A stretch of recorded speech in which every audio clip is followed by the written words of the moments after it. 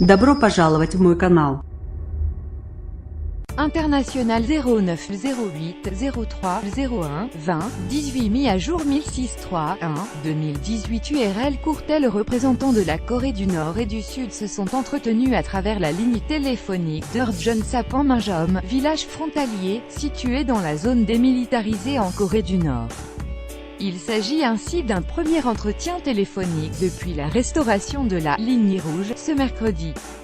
Le premier entretien avec le téléphone d'urgence reliant la Corée du Nord à la Corée du Sud a eu lieu ce mercredi, a rapporté l'agence de presse sud-coréenne Yonhap se référant aux représentants du ministère sud-coréen de l'unification. La conversation sur la ligne de communication intercoréenne Panmunjom a eu lieu, selon la source.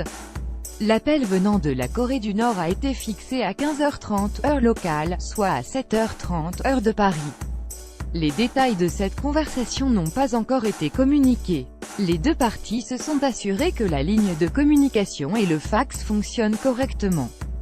Le téléphone rouge, coupé depuis 2013 à l'initiative de Pyongyang, a été à nouveau branché à partir de 7h30 heure de Paris mercredi afin de discuter des modalités d'un dialogue intercoréen, selon un haut responsable nord-coréen à la radio d'État.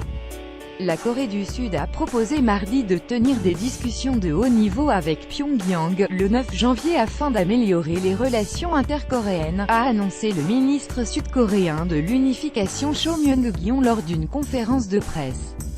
L'intention de Séoul a été provoquée par la récente déclaration du numéro 1 nord-coréen Kim Jong-un qui a donné le premier signe d'une possible participation aux Jeux Olympiques d'hiver en Corée du Sud, en dépit des tensions suscitées par ses ambitions nucléaires. Cette amorce de réchauffement intercoréen a été accueillie avec scepticisme par les États-Unis. Le président Donald Trump a à son tour menacé Pyongyang mardi en disant avoir un bouton nucléaire, plus gros et plus puissant que celui de Kim Jong-un.